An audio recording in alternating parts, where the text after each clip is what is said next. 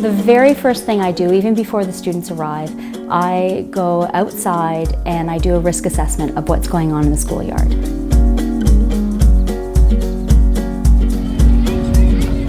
When the bell rings, I greet the students outside, and instead of heading inside the classroom, we go to our loose parts storage area and we start bringing the materials out to the playground. We go to our loose parts room and all the children help carry the loose parts out.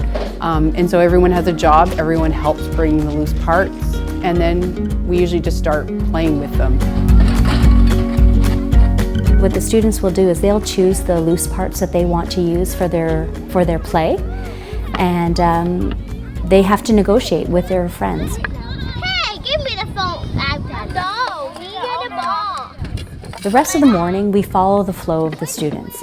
If they're highly engaged in building their projects or their imaginative play, we let the play continue.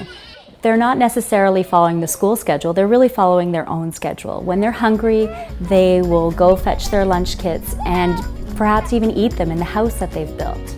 And then after we're done maybe the first session, then we might have a story, then we might do sit spots, which are just kind of a quiet time where you sit and you listen to nature and you look around, and then we often go into a second session of loose parts in the afternoon.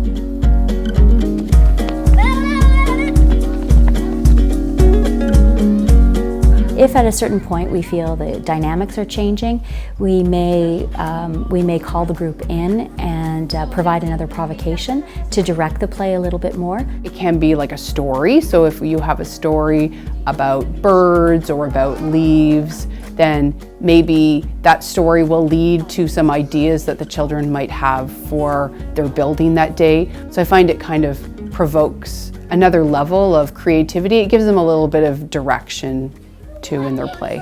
These are the ducks. For pretend no, stop.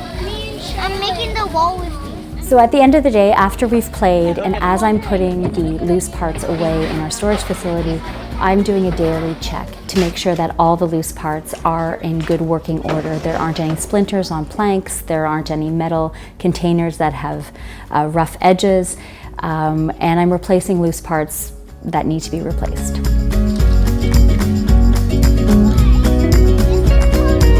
I mean, it's great to be part of something that's new and exciting, but when you really see the deep impact that it has on students' everyday learning, it's amazing. So I never realized that we were only seeing part of a lot of children's personality when we're inside the classroom, but that when we go outside, you see like confidence start to develop. You see that some of them have a lot of knowledge about nature, which maybe sometimes they're not able to share in the classroom. It's just important. It's important to get kids outside. It's important to get kids connected to nature. And we take them outside and they blossom into a new student, a student who's curious about the world, a student who's excited to learn.